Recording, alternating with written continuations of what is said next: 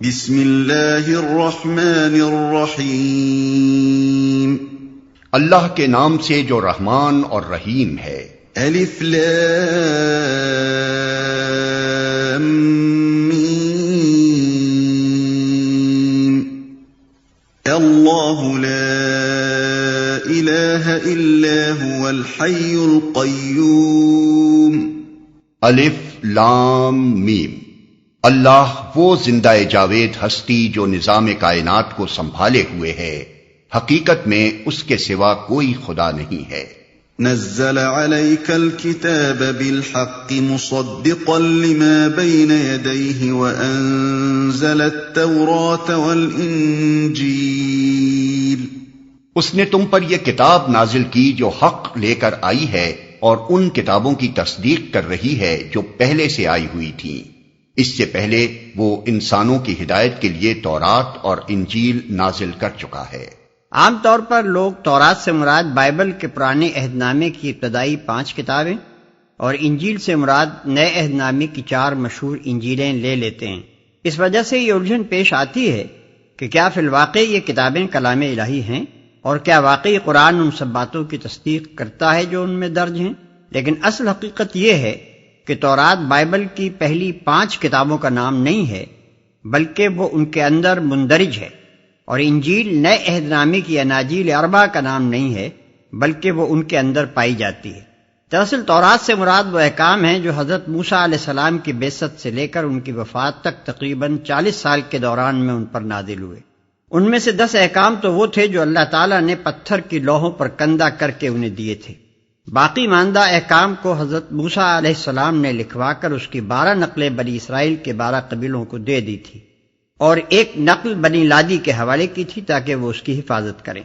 اسی کتاب کا نام تورات تھا۔ یہ ایک مستقل کتاب کی حیثیت سے بیت المقدس کی پہلی تباہی کے وقت تک محفوظ تھی۔ اس کی ایک کاپی جو بنی لادی کے حوالے کی گئی تھی، پتھر کی لوحوں سمیت عہد کے صندوق میں رکھ دی گئی تھی، اور بنی اسرائیل اس کو توریت ہی کے نام سے جانتے تھے۔ لیکن اس سے ان کی غفلت اس حد کو پہنچ چکی تھی کہ یہودیہ کے بادشاہ یوسیہ کے عہد میں جب ہیکل سلیمانی کی مرمت ہوئی تو اتفاق سے سردار کاہن یعنی ہیکل کے سجادہ نشین اور قوم کے سب سے بڑے مذہبی پیشوا خلقیہ کو ایک جگہ توریت رکھی ہوئی مل گئی، اور اس نے ایک عجوبے کی طرح اسے شاہی منشی کو دیا، اور شاہی منشی نے اسے لے جا کر بادشاہ کے سامنے اس طرح پیش کیا جیسے ایک عجیب انکشاف ہوا ہے۔ ملاحظہ ہو سلاطین باب 22 آیت 8 تا 13۔ یہی وجہ ہے کہ جب بخت نصر نے یروشلم فتح کیا اور ہیکل سمیت شہر کی اینٹ سے اینٹ بجا دی تو بنی اسرائیل نے تورات کے وہ اصل نسخے جو ان کے ہاں طاق نسیہ پر رکھے ہوئے تھے اور بہت تھوڑی تعداد میں تھے ہمیشہ کے لیے گم کر دیے۔ پھر جب عذرا کاہن یعنی عزیر کے زمانے میں بنی اسرائیل کے بچے کھچے لوگ بابل کی اسیری سے واپس یروشلم آئے اور دوبارہ بیت المقدس تعمیر ہوا تو عذرا نے اپنی قوم کے چند دوسرے بزرگوں کی مدد سے بنی اسرائیل کی پوری تاریخ مرتب کی جو اب بائبل کی پہلی 17 کتابوں پر مشتمل ہے۔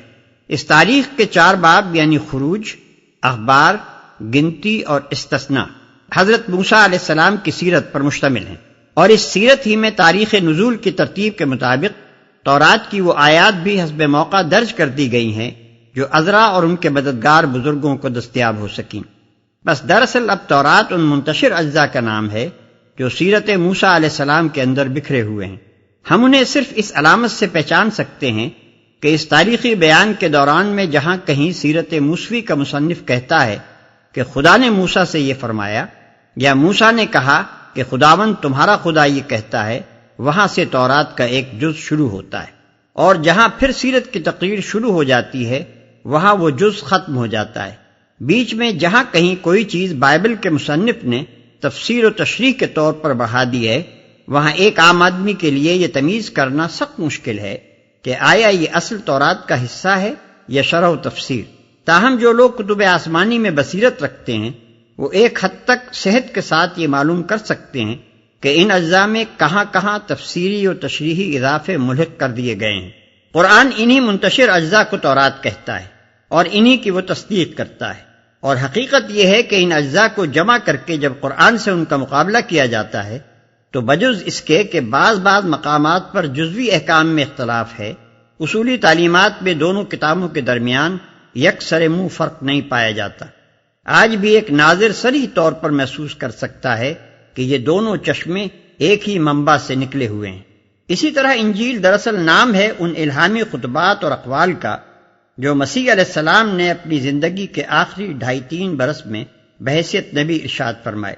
وہ کلمات طیبات آپ کی زندگی میں لکھے اور مرتب کیے گئے تھے یا نہیں، اس کے متعلق اب ہمارے پاس کوئی ذریعہ معلومات نہیں ہے۔ ممکن ہے بعض لوگوں نے انہیں نوٹ کر لیا ہو، اور ممکن ہے کہ سننے والے معتقدین نے ان کو زبانی یاد کر رکھا ہو۔ بہرحال ایک مدت کے بعد جب آن جناب کی سیرت پاک پر مختلف رسالے لکھے گئے تو ان میں تاریخی بیان کے ساتھ ساتھ وہ خطبات اور ارشادات بھی جگہ جگہ حسب موقع درج کر دیے گئے جو ان رسالوں کے مصنفین تک زبانی روایات اور تحریری یادداشتوں کے ذریعے سے پہنچے تھے۔ آج متی، مرقس، لوقا اور یوحنا کی جن کتابوں کو اناجیل کہا جاتا ہے، دراصل انجیل وہ نہیں ہے، بلکہ انجیل حضرت مسیح کے وہ ارشادات ہیں جو ان کے اندر درج ہیں۔ ہمارے پاس ان کو پہچاننے اور مصنفین سیرت کے اپنے کلام سے ان کو ممیز کرنے کا اس کے سوا کوئی ذریعہ نہیں ہے کہ جہاں سیرت کا مصنف کہتا ہے کہ مسیح نے یہ فرمایا یا لوگوں کو یہ تعلیم دی، صرف وہی مقامات اصل انجیل کے اجزاء ہیں۔ قرآن انہی اجزاء کے مجموعے کو انجیل کہتا ہے اور انہی کی وہ تصدیق کرتا ہے۔ آج کوئی شخص ان بکھرے ہوئے اجزاء کو مرتب کر کے قرآن سے ان کا مقابلہ کر کے دیکھے تو وہ دونوں میں بہت ہی کم فرق پائے گا، اور جو تھوڑا بہت فرق محسوس ہوگا وہ بھی غیر متعصبانہ غور و تأمل کے بعد بآسانی حل کیا جا سکے گا۔ من قبل هدى للناس وأنزل الفرقان إن الذين كفروا بآيات الله لهم عذاب شديد والله عزيز ذو انتقام۔ اور اس نے وہ کسوٹی اتاری ہے جو حق اور باطل کا فرق دکھانے والی ہے۔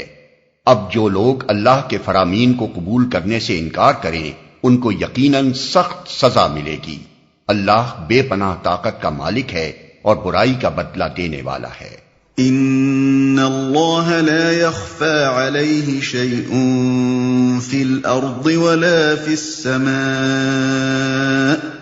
زمین اور آسمان کی کوئی چیز اللہ سے پوشیدہ نہیں، یعنی وہ کائنات کی تمام حقیقتوں کا جاننے والا ہے، لہذا جو کتاب اس نے نازل کی ہو وہ سراسر حق ہی ہونی چاہیے، بلکہ خالص حق صرف اسی کتاب میں انسان کو میسر آ سکتا ہے جو اس علیم و دانا کی طرف سے نازل ہو۔ هو الذي يصوركم في الارحام كيف يشاء لا الہ الا هو العزیز الحکیم۔ وہی تو ہے جو تمہاری ماؤں کے پیٹ میں تمہاری صورتیں جیسی چاہتا ہے بناتا ہے، اس زبردست حکمت والے کے سوا کوئی اور خدا نہیں ہے۔ تمہاری صورتیں جیسی چاہتا ہے بناتا ہے۔ اس میں دو اہم حقیقتوں کی طرف اشارہ ہے، ایک یہ کہ تمہاری فطرت کو جیسا وہ جانتا ہے نہ کوئی دوسرا جان سکتا ہے نہ تم خود جان سکتے ہو، لہذا اس کی رہنمائی پر اعتماد کیے بغیر تمہارے لیے کوئی چارہ نہیں ہے۔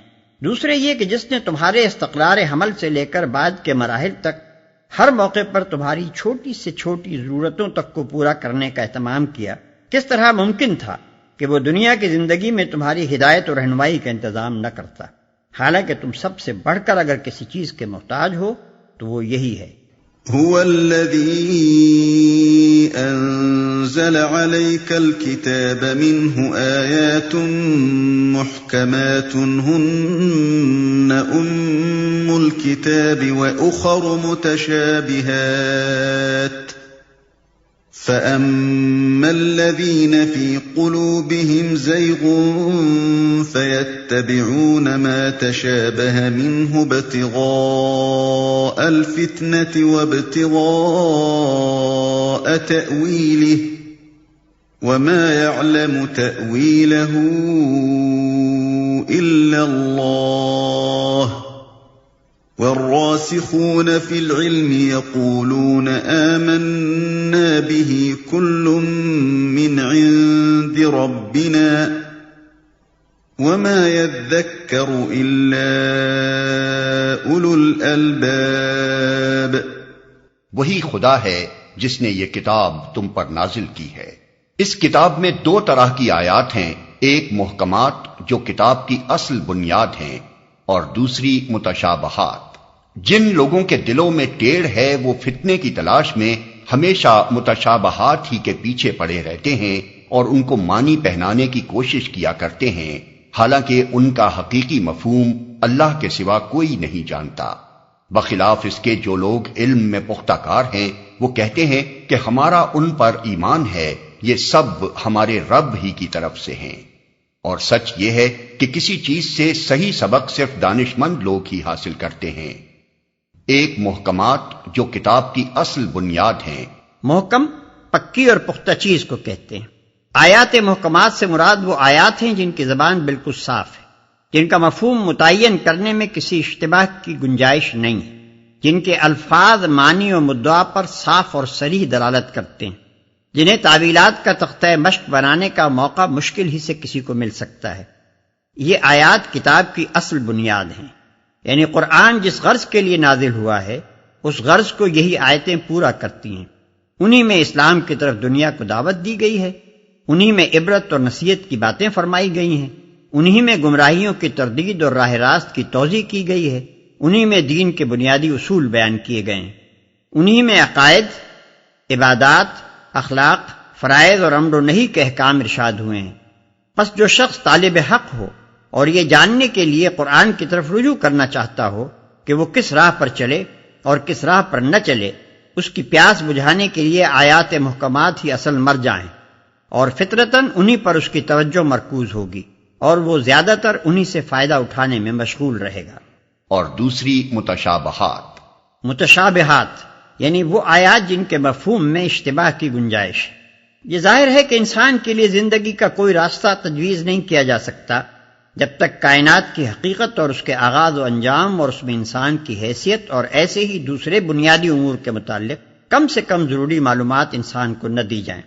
اور یہ بھی ظاہر ہے کہ جو چیزیں انسان کے حواس سے ماورا ہیں، جو انسانی علم کی گرفت میں نہ کبھی آئی ہیں نہ آ سکتی ہیں، جن کو اس نے نہ کبھی دیکھا، نہ چھوا، نہ چکھا، ان کے لیے انسانی زبان میں نہ ایسے الفاظ مل سکتے ہیں جو انہی کے لیے وضع کیے گئے ہوں، اور نہ ایسے معروف اسالیب بیان مل سکتے ہیں جن سے ہر سامع کے ذہن میں ان کی صحیح تصویر کھنچ جائے۔